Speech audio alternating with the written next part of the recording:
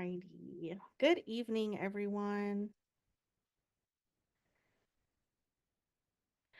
I'm gonna wait just a few seconds for people to join.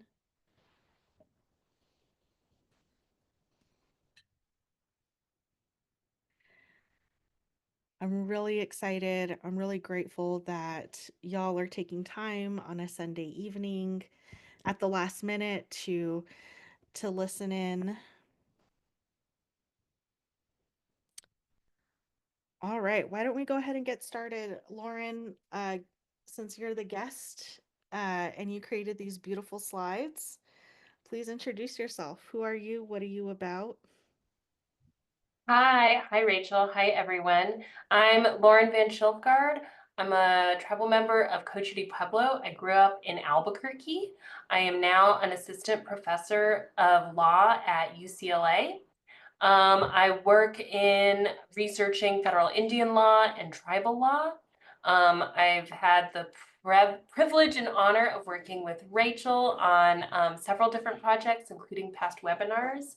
I like to write about tribal sovereignty and what amazing work that tribes are doing in their own law creation and sovereignty expression.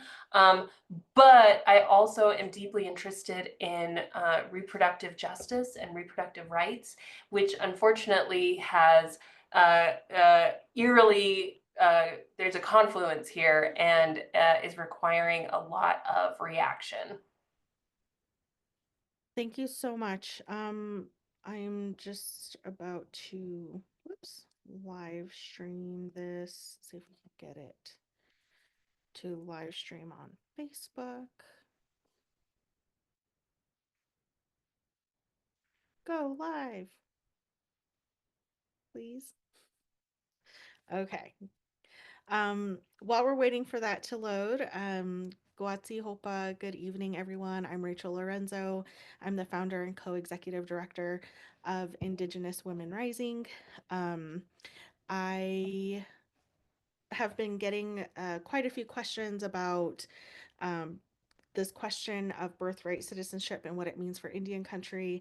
And of course, seeing the incredibly alarming reports coming out of Indian country about Diné and Apache relatives, my relatives from my own tribe, Mescalero Apache, being questioned by ICE, um, and the risk of being off our reservation. So thank you again. Thank you, Lauren, for bringing your expertise. Um, yeah, before we get started, do you want to add like any like disclaimers or anything about the information that's about to be presented? This information is my own research, speaking on my individual self. I'd also note, as we were just reflecting earlier, this is all happening rapid fire, and so this is my attempt to help make sense of it just based on sort of my posture in doing this type of research. But I can't speak to like how things are going to shift in the next 48 hours or where things might go. So everything with a grain of salt, and that this is just my own take on it. Mm-hmm. Thank you so much for sharing that. And from an organizer perspective, my goal is always to bring experts and IWR. We're not legal experts by any means, but if we have access to experts in something we know that people have questions about, we're going to do our best to bring that information to you. And yeah, let's go ahead and get started.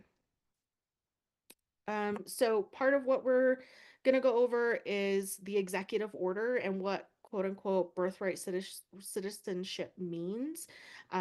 What does the EO or the executive order say and who does it impact? So here, um, Lauren put together an overview of the executive order and what the Trump administration means by this. So go ahead, Lauren.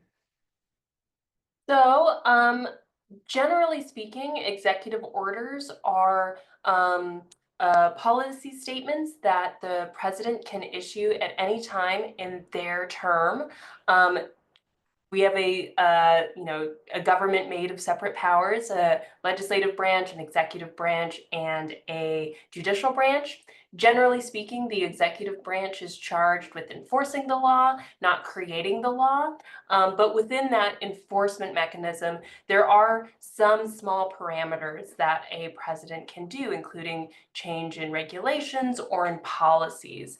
But they can't go against the legislative directive of Congress, which is what makes, in part, this presidential proclamation or executive order in this case so controversial. This is seemingly, just from a general standpoint, immigration is understood to be exclusively within Congress's prerogative. Prior controversies with immigration generally tend to be like a federal versus state. Arizona or Texas wants to initiate some immigration policy. They can't do that because they're just a state. This is exclusively Congress, the federal government.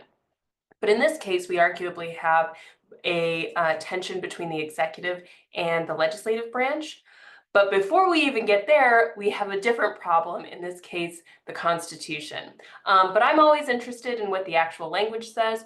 For the most part, executive orders tend to be 1 or 2 pages, maybe 3. They're pretty accessible from that point. The White House posts them. I'll note that like immediately at the moment of inauguration, all of Biden's executive orders went away from the White House website, and now it's just Trump executive orders, but you can go on there and collect. I don't know, I hyperlinked some of these, but doesn't look like you can access those. Anyways, very easy to Google. But in this case, for our purposes, the relevant language, it is the policy of the US that no department or agency of the US government shall issue documents recognizing US citizenship or accept documents issued by state, local, or other governments or authorities purporting to recognize US citizenship. That's a gesture to the state tribal tension. 2 persons, one, when that person's mother was unlawfully present in the US and the person's father was not a US citizen or lawful permanent resident at the time of said person's birth. Or 2, when that person's mother's presence in the US was lawful but temporary, and the person's father was not a US citizen or lawful permanent resident at the time of said person's birth. So this is seemingly trying to undo by executive order, quote, birthright citizenship that we'll talk about in a minute. But I put in bold lawful but temporary under the subsection 2, in part because I just think it's intense that not only are they going after, quote, the children of undocumented immigrants, those persons who are in the United States with no visa or other type of immigration authorization. There are many. Immigration law is notoriously complex. But under subsection 2, they're also targeting those individuals who are here legally, but not with a permanent visa, quote, just a temporary visa. In my mind, that is even more extreme because arguably those aren't undocumented persons. They have, quote, documentation, but even they fall under the purview of this executive order. I also want to add just something that I've noticed and something that I've learned over time in my political career is paying very close attention to the the shalls and the mays in executive orders, in proposed legislation, in administrative rules. So looking at the quote at the top here, it is that very first sentence. It is the policy of the United States that no department or agency of the United States government shall issue. Like they're making it extremely transparent. Like there is no ifs, ands, or buts about it. Some ways, if you look at any other legislation or administrative rule or anything like that, they might use the term may or other kinds of language to kind of show that there might be a loophole. And so I just want to point out some of those tiny things that have such a huge impact on how government agencies may or may not be able to do their jobs essentially. So I wanted to add that in there. Just a little bit like that one little piece that I learned being in state government really helped me understand better what I was reading. All right. Here I just wanted to reflect what Rachel had said. There are like a lot of different reports of individuals, but also tribal communities reporting being questioned and even harassed by immigration enforcement officials.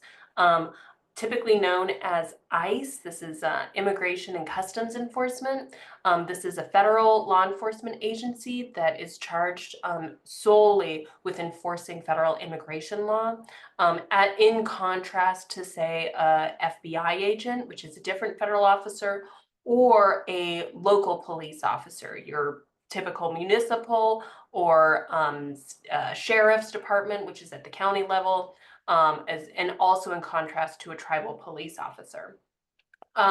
This is crazy, right? Because natives are citizens. And even if we were to not recognize citizenship, to where would we deport a native person? It actually brings up like fun legal questions in my mind about the potential for expanding tribal lands if we're going to recognize ancestral territory. It's like, actually, this might be kind of fun.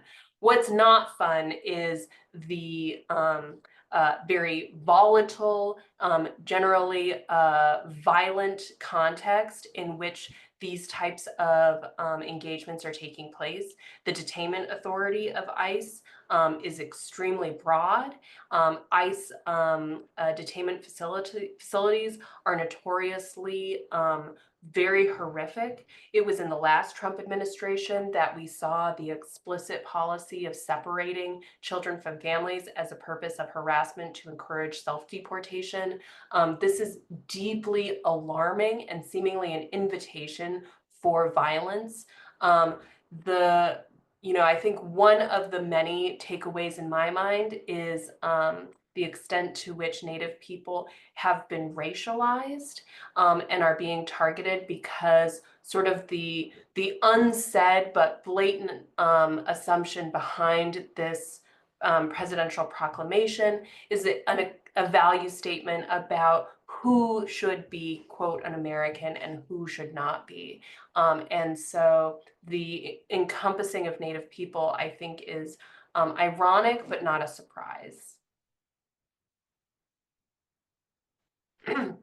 Um, it certainly stirred panic, and so I also wanted to couple some of like different statements that we're seeing. Steve Daines is Senator Daines, who put out on social media that false news reports that the Trump administration is targeting Montana tribes for deportation are absurd. President Trump is not deporting Native Americans.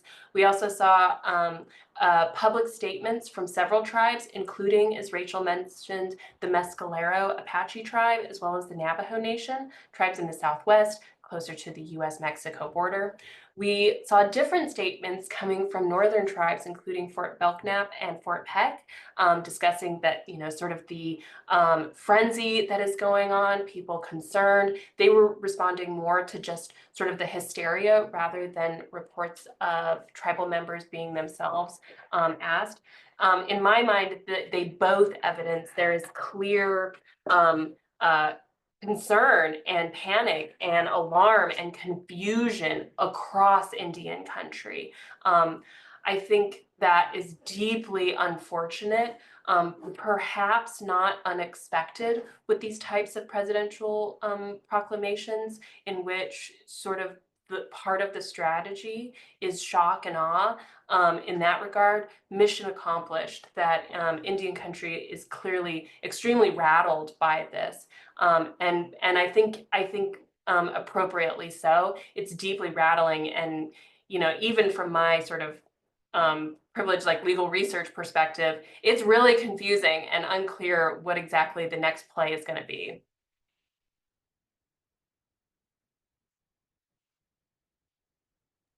Okay, so what's been happening? The proclamation comes out. Several attorneys general from several different states um, uh, uh, file a complaint asking for, quote, an injunction. This is a legal remedy. Most civil lawsuits, right, ask for money, but sometimes you can ask people to do something. In this case, they're asking for a stay or for the executive order to be not enforced until we figure out whether in fact this is constitutional. Pretty much immediately, the judge came out and said, yeah, this is not constitutional. This is pretty settled law. That's great news. This is a temporary injunction. So the idea is, we'll look on the face of it without hearing any more, looks unconstitutional, so I'm going to stop it. But we're going to let this case proceed, and we're going to have like a full-fledged, both sides can submit much longer written arguments, and then we'll have a time of like a hearing in which the attorneys can vocally argue. But until that time, we are not going to enforce. So it is as if the executive order was never issued. It is not being applied right now.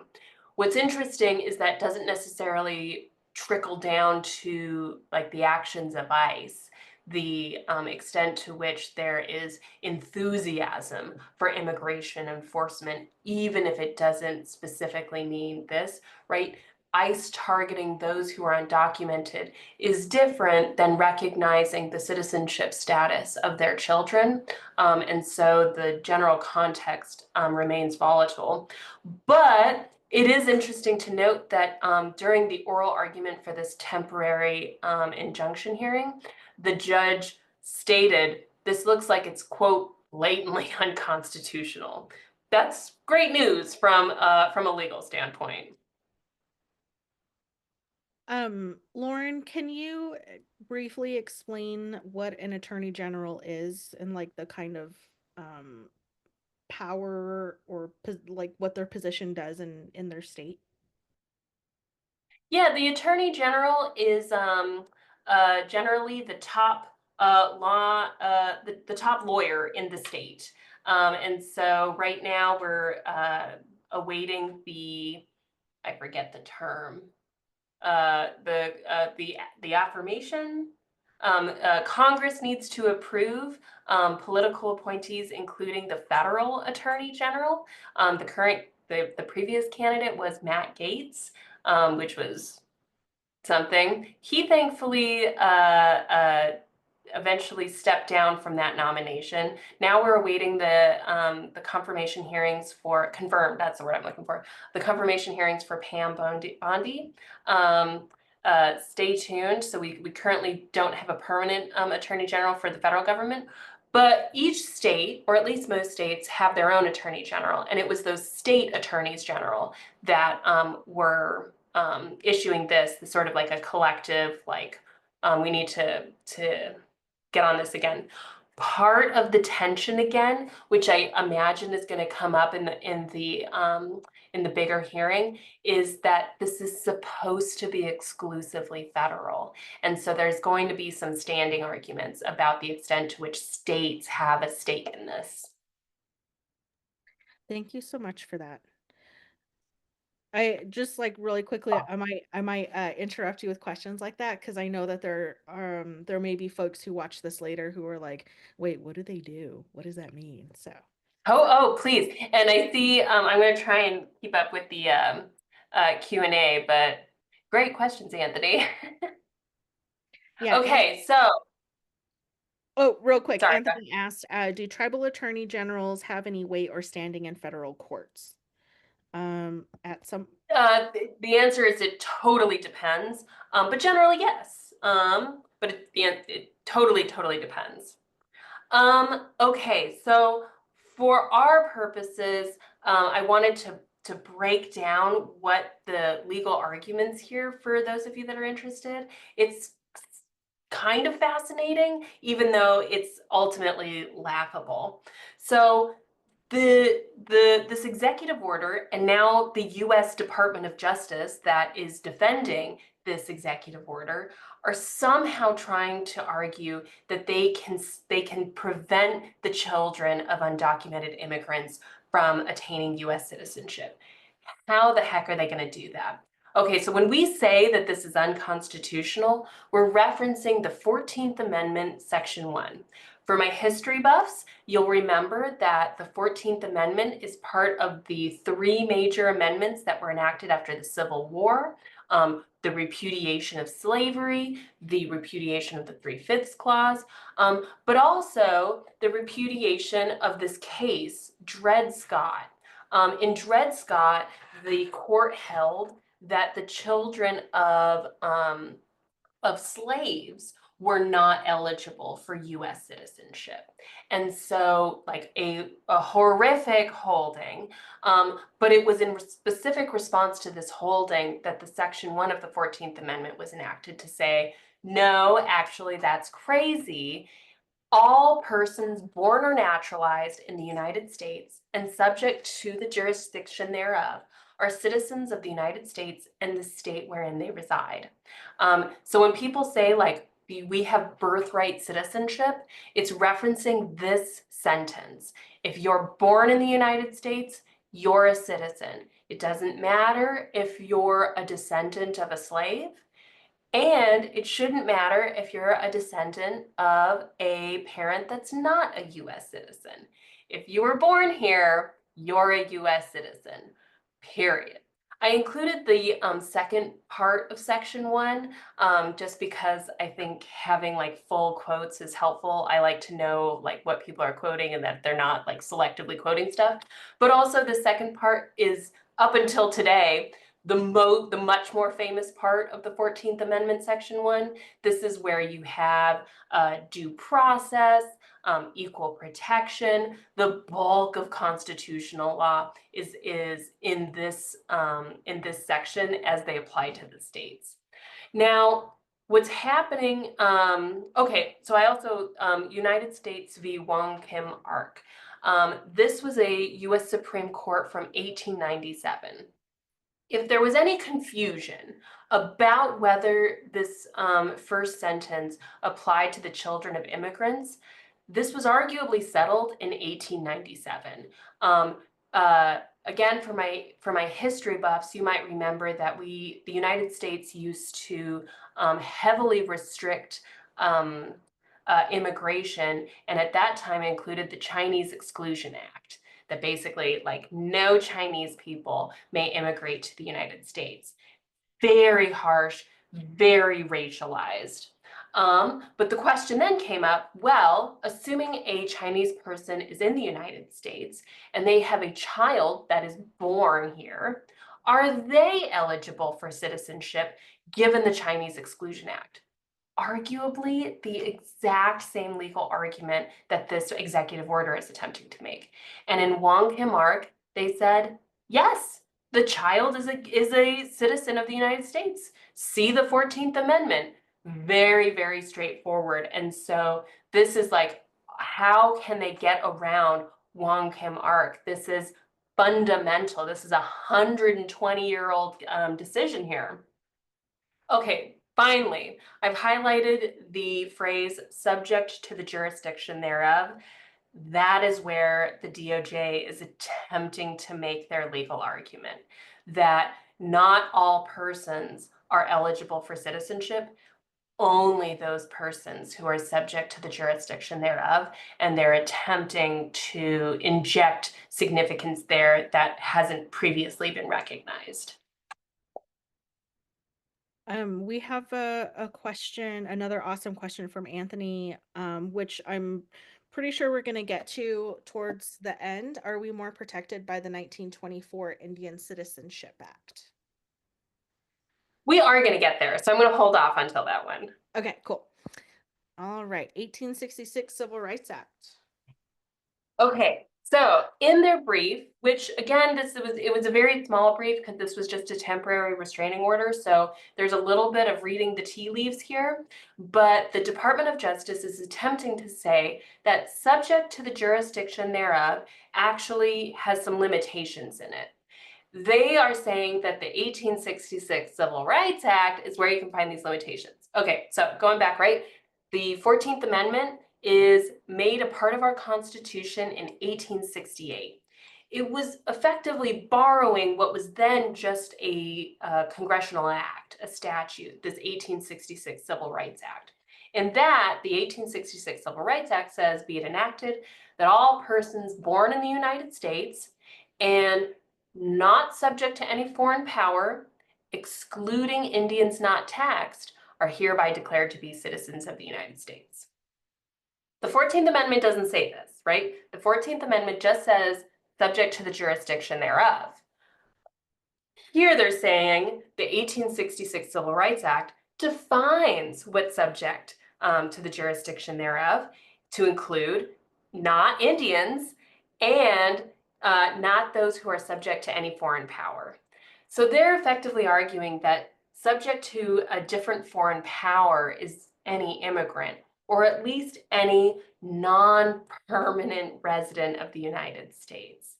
It is a huge leap, in part because up until that legal argument, subject to any foreign power historically has meant diplomats and children of diplomats, a very narrow legal class of persons who are understood to not intend to immigrate, or even enjoy like a temporary visa for purposes of like study abroad. Rather, they are here as specific representatives from their country, enjoying a diplomatic relationship with the United States.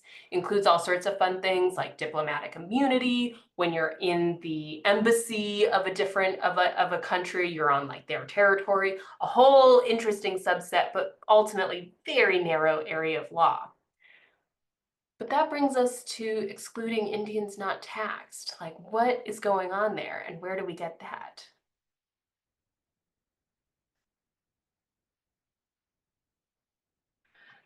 So excluding Indians not taxed. This actually is doing more work than the subject to a foreign power, which is just in some random statute. Excluding Indians not taxed appears in the Constitution twice. First, Article 1, Section 2. In both of these provisions, it's regarding apportionment. That is determining how many representatives a state gets in the House of Representatives requires a census, right? How many people are there in the state? That's why California has a bunch, New Mexico has fewer. So who do we count? In 1787, right, the first version of the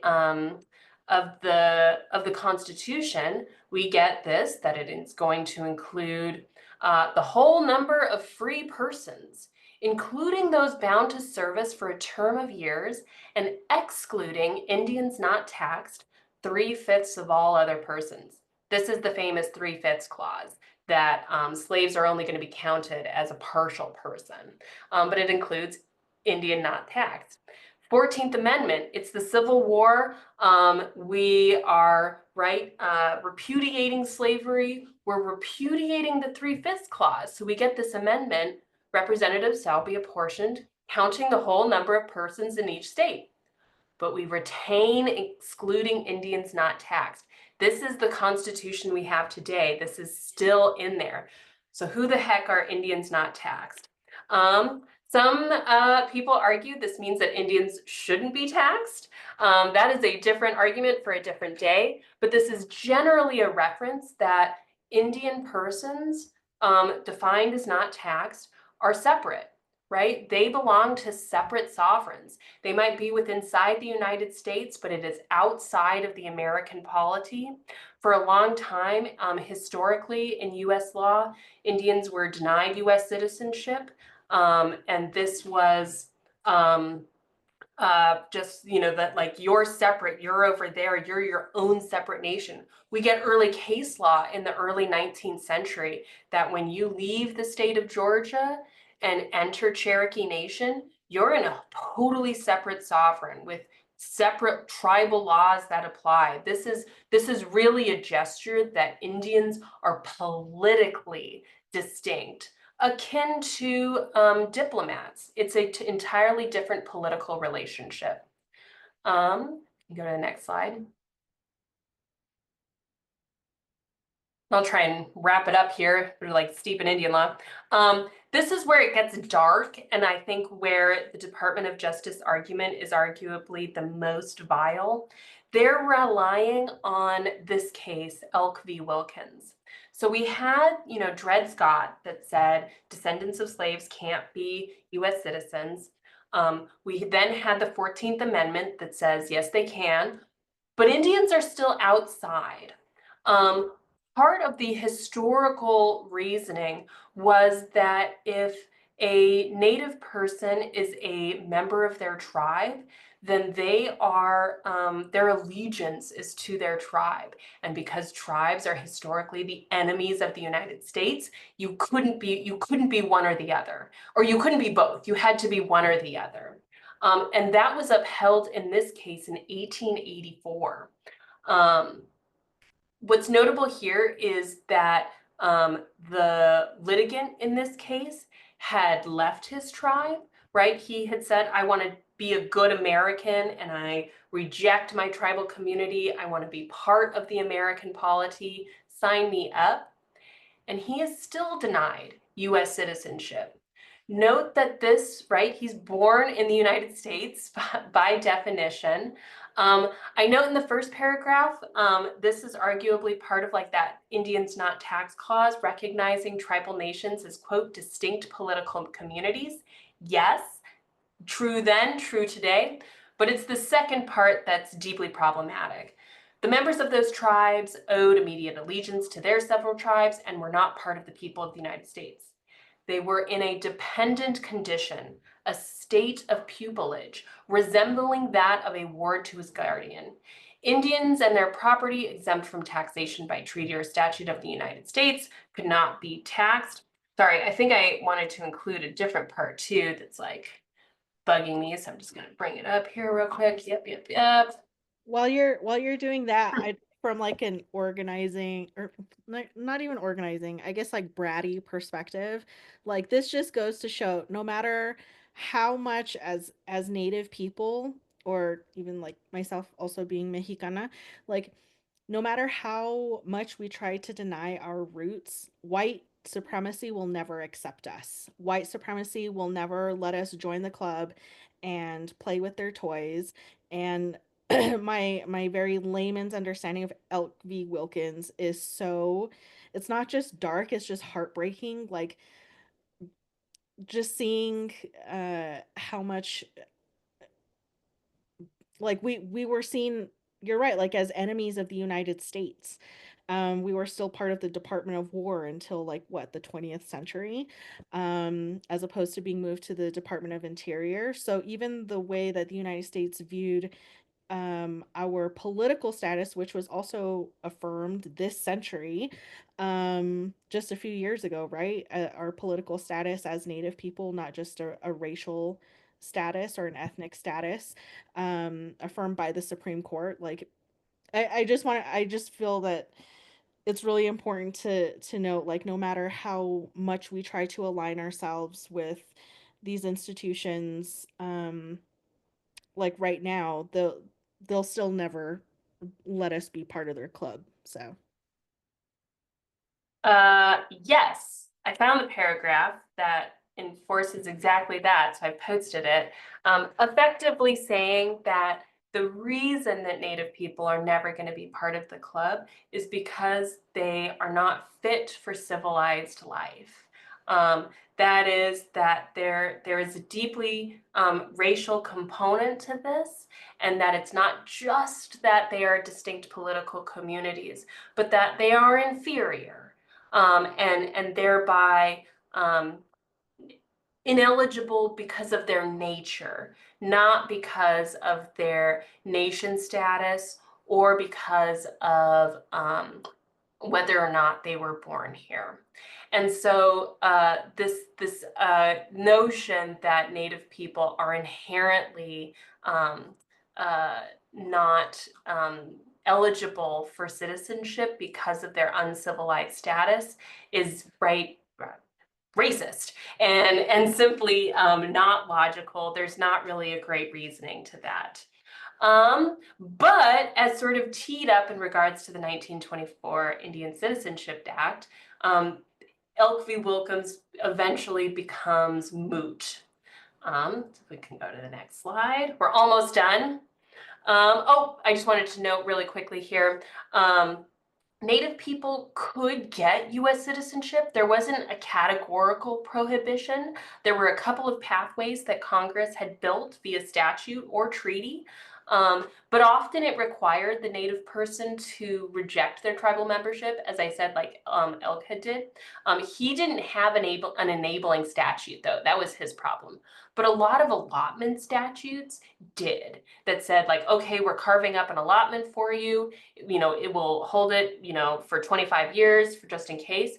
But if you do a good job and you reject your tribe, you can gain US citizenship. It meant that over the course of about 50 years, a lot of natives got US citizenship this way. And so leading into the 20th century, many didn't, but many did.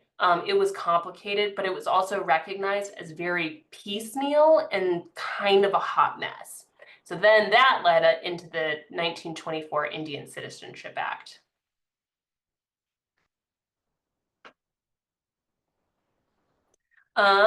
This is crazy. This is all it says. This is the whole Indian Citizenship Act, which I think is wild.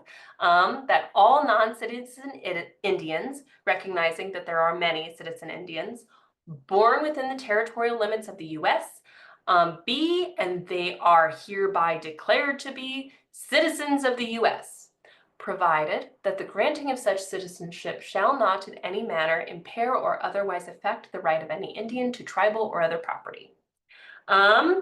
There's a very weak discussion about leading up to this, but part of it was a response to, like, this is so piecemeal. This is not reflected in the Constitution, right? And so fundamentally, Native people do stand in contrast to all other non-Indians.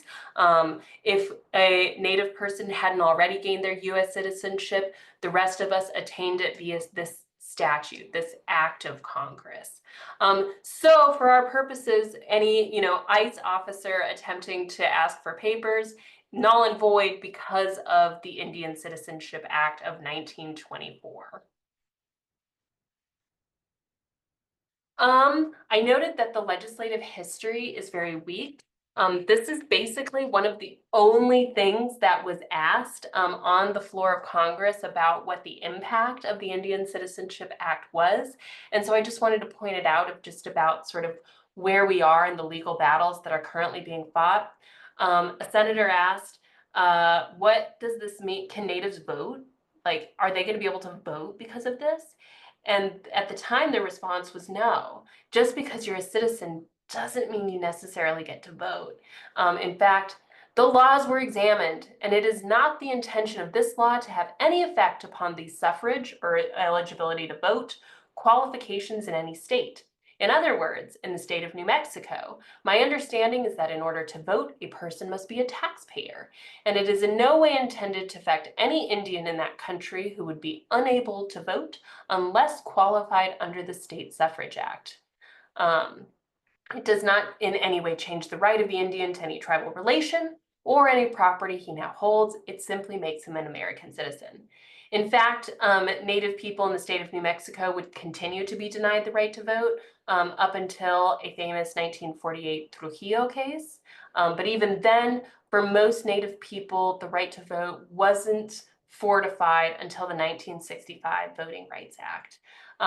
This report is a report put out by the Native American Rights Fund, sort of on the current status of Native voting and the current barriers being faced, which are many. Highly recommend both this report and their work, doing incredible stuff, but just the Citizenship was only a partial magic wand for Native people. I will note though that one of the cool things about the Indian Citizenship Act is that it did have space and capacity to suddenly recognize Native people as dual citizens, that a Native person can be both a US citizen and a member of their tribe. Historically, that wasn't palatable, but it is now, and I think we're only just now starting to figure out what exactly that means. Okay, so last slide, where are we now? So the United States, through the Department of Justice, is arguing that the children of undocumented persons are arguably like Indians not taxed, and that they are, quote, not subject to the jurisdiction thereof. I think what's important to understand about the implication of that argument is that they're arguing it's not because of the undocumented status so much that if they are like Indians, it is because of the logic of Elk v. Wilkins. They are unfit to be a civilized member of the polity, which is a pretty ugly argument. It also, I think, is a misinformed application of what the excluding Indians not taxed is as a reference to our distinct political status, which is different than immigration policy. Um, but I think, this executive order is happening in the context of over 100 executive orders now. At least two of which, or I think all three, were just issued on Friday, and so I like just came upon these. These are hot off the press, but applicable to what's happening in regards to reproductive access. We have a couple ones that I just wanted to enforce. This enforcing the Hyde Amendment, the second one, effectively this renunciates two Biden era executive orders that were like exploring ways to get around the Hyde Amendment. Another reminder, executive orders can't undo congressional action. The Hyde Amendment is as it exists. It's a rider attached by Congress. So the only way to get rid of the Hyde Amendment is congressional action. This basically says we're not going to fight the Hyde Amendment. We want to support the Hyde Amendment. So it's like, okay. We had a reinstatement of the Real quote quick. Mexican. Yeah. So for folks who don't know, the Hyde Amendment is, as Lauren mentioned, a congressional rider. It's on every appropriations bill, has been since like 74, 75 after Senator Hyde. It essentially says that no federal dollars can go to um, abortion care anywhere, and that includes Indian Health Services, um, or IHS, which is under the Department of Health of Human Service Health. I'm thinking of state. The Human Services, Health and Human Services. Yeah. So for folks who are maybe more familiar with Indian law and less familiar with reproductive health law, the Hyde Amendment is something that impacts mostly really poor folks who are pregnant, especially Native folks, Black folks, rural folks. So, New Mexico is one of the very few states in the country that allows its state Medicaid dollars to cover abortion, but any federal dollars for abortion, it has to be in these extreme circumstances, life of the mother, um, sexual assaults, or incest. Go ahead, Lauren. Sorry. You're muted. I was muted for a second too. It's so restrictive. It's so restrictive. Um, it has meant that Native people have effectively been living without a Roe right since 1977, but it makes the Dobbs decision all the more impactful because the federal government has effectively been delegating out their obligation to provide comprehensive health care to Native people in regards to abortion access. And now that access is even more restricted as Native people are compelled to live under various state abortion restrictions. This extends beyond the borders of the United States. The reinstatement of the quote Mexico City policy is a return of a restriction on federal dollars that go to international programs that say abortion out loud effectively. Any program that might refer persons, much less provide access to abortion care, are now ineligible for federal dollars. This has a huge chilling effect on lots of different international programs around the globe. We also saw pardons for persons that were criminally convicted for forcibly entering and blocking access to abortion clinics, further complicating sort of the rule of law discussion that's going on, at least within the executive area. You know, it's certainly complex, at least in my book, about the role of the criminal justice system in all of this and the over incarceration of persons. But it is a very loud signal, almost a permission slip for those to openly violate criminal laws under the implicit assumption that they can receive a pardon after the fact. That is deeply troubling, especially because many of these abortions included violent behavior, which is disturbing. Some potential things that we might anticipate within the reproductive rights realm, these are purely speculative. We haven't seen any actual movement on these, but we potentially might see restrictions on telehealth prescriptions and the mail delivery of abortion pills across state lines. Potential rules forcing states to provide more detailed information about abortion providers within their own territories, which has a chilling effect among other impacts, as well as a repeal of rules that expanded abortion access that was being provided for some military members and veterans. So a sort of clawing back of that expanded access. It's really unclear where things might go, including where the litigation might head regarding birthright citizenship. I think for many legal thinkers in this area, this is a red herring. The law is seemingly very settled regarding the foundational role that birthright citizenship has with just the American sort of zeitgeist about what it means to be a land of immigrants, and what it means about who is entitled to be American and who is not. This seemingly flies directly in the face of the Constitution as well as the spirit of the Constitution. And because of that, it potentially is intentionally distracting. On the other hand, it's sort of difficult to anticipate because in many ways, Dobbs felt like a ridiculous legal argument in the face of deeply settled law that was foundational to what we think of as fundamental rights. And so it is alarming because of the ways in which various legal arguments have been entertained and have even been allowed to advance. But at least for now, the temporary injunction has sort of held the levee. I do want to add, along with the Hyde Amendment restricting federal dollars for abortion, someone asked about women in the military. Yes, it also does include women in the military um, who do seek reproductive health care. There was something else I was going to add. I'm gonna put this. Oh, yes, I do remember now. I'm putting an article in the chat from The Intercept. So Lauren's speculation about restrictions on telehealth and mail delivery is spot on.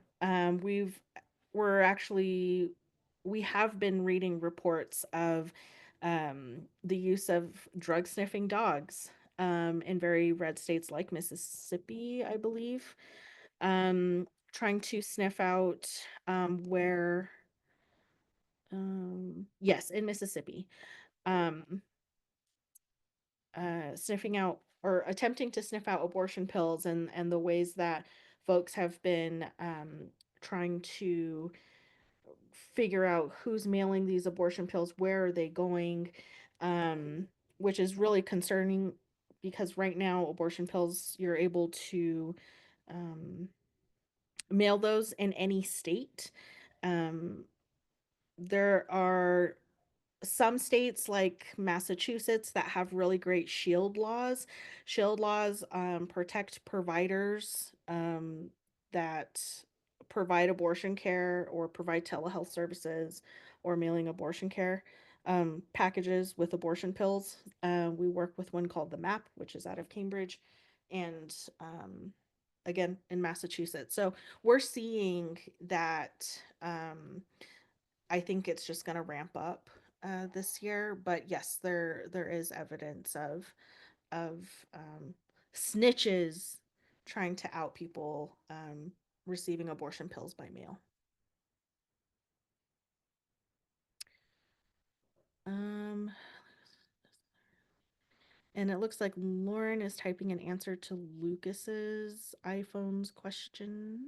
Yeah, I can answer live though. There, the question is, given that the legal system isn't necessarily keeping ICE or literal vigilante militants from being awful in communities, are there any suggestions for how to disrupt that violence? I mean, I think the observation is apt that in part there seems to be almost an invitation for violence and harassment here, which is deeply troubling. On the day to day, I think, like any interaction with law enforcement, a calm demeanor, and having, uh, I hate this idea of like promoting to keep our papers on us, but to the extent that you can, right, survive the interaction, I think being calm and prepared is the best way forward. Um, Optimistically, I think these reports coming out of Indian country are hopefully accomplishing like a shame initiative, that it is absolutely galling to be harassing Native communities. I hesitate there because I'd hate to imply that there are communities that are more deserving of harassment than others, which isn't the case. But like violence at any community is like the opposite of what law enforcement is to be doing. Um, but I think for now, I unfortunately I don't have a great solution for how to disrupt this. I think being informed, I think bringing attention to it, I think resisting the urge to turn away and to claim exhaustion and not want to deal with it. Like I think we have to be engaged, but I am somewhat at a loss for what is going to move the needle here, and I apologize for that. Personally, again, this is just me. Um,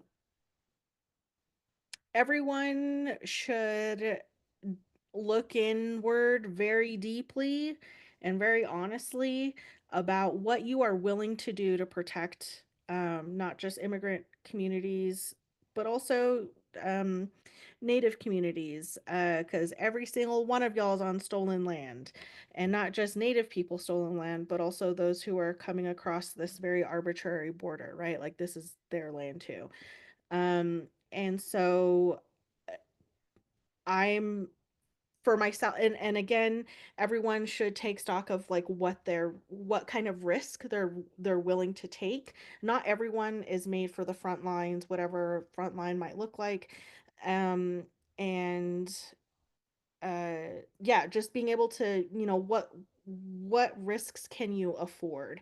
Is it being a physical barrier between yourself and law enforcement and someone who's being questioned, um or slowly starting to get into or learning more, like more know your rights, and uh, looking into more information from trusted sources like the ACLU, or there are other legal entities like the Native American Rights Fund, If, When, How, the National Women's Law Center, who are giving really great advice on how to appropriately record law enforcement, not spread panic, make sure it's a legitimate, uh, if you're seeing something on social media, where to go. Um, yeah, all of that to say, I agree with Lauren, and I want everyone to think really deeply about, again, what risk are you willing to take? Because a lot of us are parents. A lot of us might hold certain security clearances if we work in government. I've worked in state government, as a political appointee, so I understand, like, sometimes some things might not be for me for that term while I'm in that position. So, yeah, just really taking stock of what you're able to do. Um, but we need everybody. And I think there's also a smart way to do it, which is looking to trusted organizations, signing up for their emails. I know the ACLU and the other law organizations I've mentioned, they have really helpful legal tools. I would also look towards abortion funds. Our reproductive health and justice movement isn't just about abortion access. It's about keeping each other safe. It's about mutual aid. And so I really encourage folks, if you're not super familiar with the reproductive justice movement, to really look towards like the National Network of Abortion Funds, Frontera Fund, Jane's Due Process, us at Indigenous Women Rising. There are so many abortion funds out there that do so much more than abortion funding. And have really great advice on how to help people um, in your community beyond abortion access, whether it's um, diaper drives or um, getting out reproductive health kits. There are so many other things.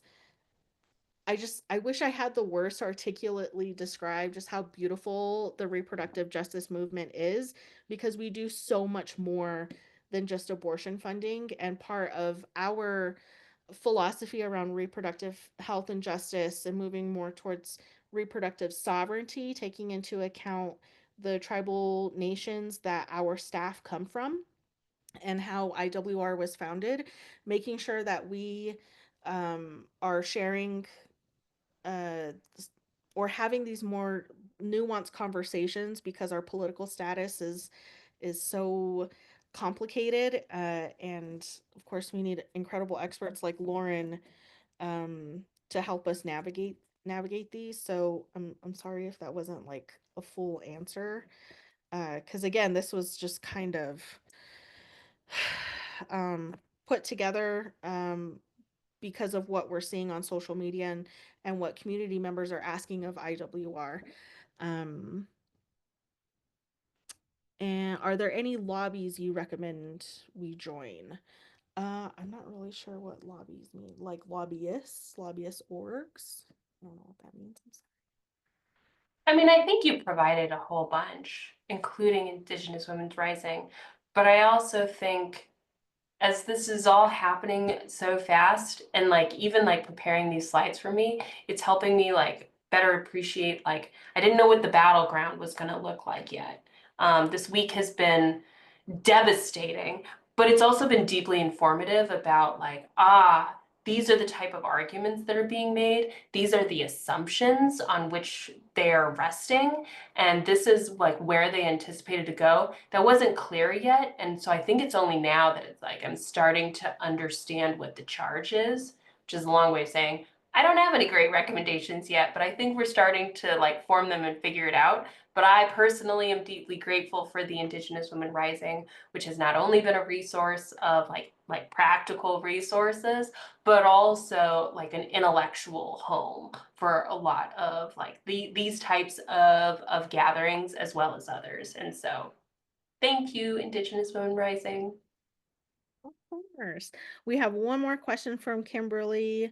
Do either of you know if NARF, or the Native American was it resource? I know I said it. Was it resource fund? Or Rights fund. rights fund. Duh. Sorry, Narf. Please don't come after me. Or other attorneys will be joining onto any litigation combating Trump's EOs. Will there be a need for tribal amicus curiae? Curiae? I don't know how to say that. Sorry. What can tribes do to help?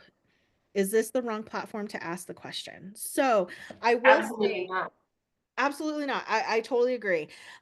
Kimberly, awesome question. I will say Indigenous Women Rising sued the Trump administration in the first term for sex discrimination in Rule 15. Oh, I can't even think of it right now. But we did sue the Trump administration and we finally got a ruling this year. Wasn't my favorite. But we are always going to sign our names as litigants because we have proven to the federal courts that Indigenous Women Rising does have standing. We've proven that. So you can count on us to always be there to um, on the legal side to make sure our stories and our experiences are heard in the courtroom, even though that's not like the center of what IWR does. We do want to make sure that wherever we can, we're protecting our access to reproductive health. Um, so I don't I'm sure there are going to be plenty of other attorneys. Tribes specifically, I think what can tribes do to help? I think what tribes have done, like with Mescalero, um, I'm super proud of President Thora. She's incredible. She's like one of my idols. I hope to be her when I grow up. I think what the tribe did, as far as giving out guidance on how to interact with law enforcement has been really helpful. I think the tribe being a reliable source for sharing that story that happened in Rio Doso, New Mexico, was really helpful to provide some clarity and kind of help with that panic that I felt through my phone screen reading reports. um, I think tribes just making sure there's as little misinformation as possible is going to be one of the things that keeps our tribal nations cohesive, safe, and hopefully less overwhelmed, knowing that our tribal leaders have our best interest at heart and are going to protect their citizens. To me, I think what Mescalero did, and I'm not just saying that because I'm a member, I'm saying that because as an organizer, working in abortion access, seeing all of the misinformation over the years about access has made me really appreciate slowing down and getting as much information as possible and putting that out, and also recognizing when we don't have all of the information and being transparent about that. Yeah, my only add is to just reinforce that and sort of go back to, one of the, I think, upsides of Indians Not Taxed getting dragged into this argument is a recognition of the sovereignty of tribes. And so I think when tribes are use that sovereignty to vocalize um, their support and to use tribal law as a vehicle to both uplift the tribal community, but also and to engage is always good and always beneficial. It reinforces sovereignty, but it also is just an incredibly powerful voice in the room. And so I would love to see tribal engagement. There's no explicit effort underway that I'm aware of, and at least at this point, I think that's appropriate. There's not really um, an obvious pathway yet, and certainly, at least at this point, no direct threat to tribal sovereignty. And so, like, I think there's a lot of just like, we'll wait and see how this goes. But I'm deeply supportive of tribes using their voices. I also think on on the threat to tribal sovereignty, I think with this administration, unfortunately, no matter how much tribal leaders might love Trump, or how much our own relatives and our own communities might support this administration, Our tribal leaders should always be on their toes. Um, I being in the New Mexico State Land Office as a political appointee, I was the Assistant Commissioner of Cultural Affairs, and seeing firsthand how much destruction the federal and state governments can do when it comes to things like our sacred sites, water, where produced water goes, how it's held, battery tanks, and emissions, and fracking, road easements. All of those things have such a profound impact on tribes' ability to protect not just their people, but our inherent connection to our natural resources. I think that makes it also stressful for tribal leaders. And so I say, just from political experience and seeing, um frankly, the devastation that governments have had, uh and seeing how the Trump administration has said that, you know, with with Denali, they changed the name back to McKinley, which is disgusting. I think that is an absolute attack on sovereignty. That any efforts made, um, as much as I don't like America, there were some good things that the Biden administration did, or the Obama administration, with protecting some parts of our national forests. I have a lot of fear about attacks on sovereignty when it comes to land, and also with that stupid fucking, what is it, Doge, Department of Government Efficiency. Like, who knows if Indian Health Services would be up on the chopping block. Like, there are a lot of threats to tribal sovereignty. um but I also want to take what Lawrence said, that specific word, direct threats. I haven't seen any of those yet, but I think like those ones that would kind of seem to blindside a lot of community members are the ones we have to be vigilant about. Um, I was trying to look it up. I think the Mount Denali one, I think it's just like a process one. I don't think it's actually changed yet, in part because I don't think he has the authority. Head Start is on the chopping block. So even our kids, I know a lot of relatives and colleagues who rely on tribal Head Starts, so they can go to work and make sure that their kids have a um, a, uh, culturally responsive, like, childcare entity that's there for them. Like, that's, ugh.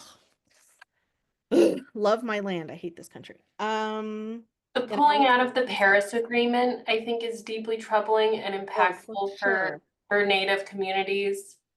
Um,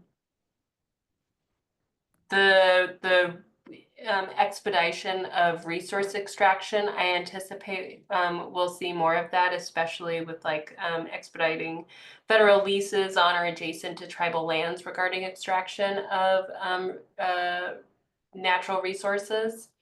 Um, but yeah, a lot of it is oh, there was also the expedition of the use of the death penalty for those who are convicted of federal capital offenses, which disproportionately impacts Native people by means of federal jurisdiction. But I agree with you. I think much of this is to be determined. There it is. That being said, more to come. I think we'll end it here for tonight. We're not even a week into this administration, and